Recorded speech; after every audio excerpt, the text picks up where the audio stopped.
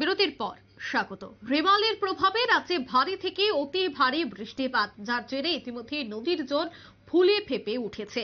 আর এই নদীর জল এবং ধলাই নদীর জল বেড়ে কমলপুরের বিভিন্ন গ্রাম প্লাবিত হয়ে পড়ে। বহু বাড়ি ঘর জলের তলায়। মহকুমা প্রশাসন থেকে সতর্কতা জারি করা হয়েছে প্লাবিত এলাকায় বাড়ি ঘরের মানুষজনকে নিরাপদ স্থানে আশ্রয় নেওয়ার জন্য।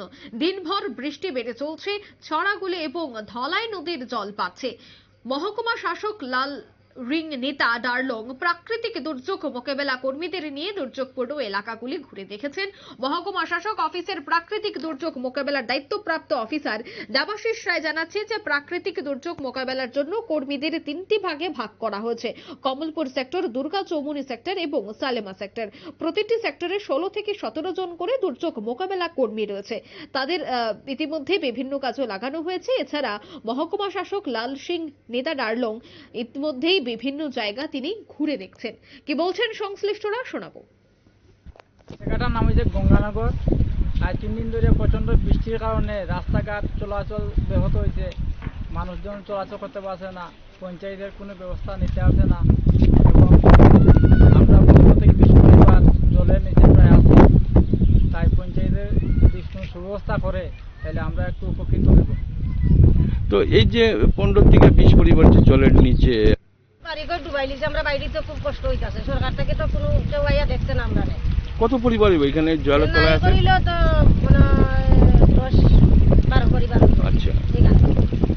তো আপনারা কিভাবে মানে বাড়িতে আছেন কি কেমনে? এই যে জল ভেঙে বাড়িতে আছি আমরা বিভিন্ন কাজকর্মের জন্য। হ্যাঁ, আমরা কাজ না করলে খাইনি কিনা? সরকার থেকে আইছে কেউ আইছে না? আমরা খোঁজ খবর করা বা এটা তো গঙ্গানগর পঞ্চায়েত। গঙ্গানগর হয়ে যায়। তো পঞ্চায়েত থেকে কেউ আইছে না? না, কেউ দেখছে না যে আমরা কিরকম আছি না আছি।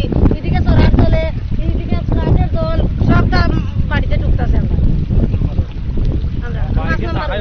আমরা বাড়িতে তো আমরা অসুবিধা হয় এই বৃষ্টির মধ্যে। গাছ বাড়ে পড়িয়া, বাড়ি করে বেড়া চেরা পড়িয়া সব। জায়গাটার নাম কি? এই জায়গাটা গঙ্গানগর। হ্যাঁ, কিন্তু 2 দিন ধরে ঝড় বৃষ্টি তুফানে সব বাড়িঘর ভর্তি হয়ে গেছে জলে। জল যাওয়ার কোনো ব্যবস্থা নাই। পঞ্চায়েতকে বলার পরও জল যাওয়ার কোনো ব্যবস্থা হইতেছে না। আচ্ছা, এটা কি করণ যায়? আচ্ছা, এই যে এই সরকার থেকে কেউ আইয়া দেখে গেছে যে বাড়িঘরে যে জল হচ্ছে? এসডিএম এসেছিল, দেখে রাস্তা থেকে চলে গেছে।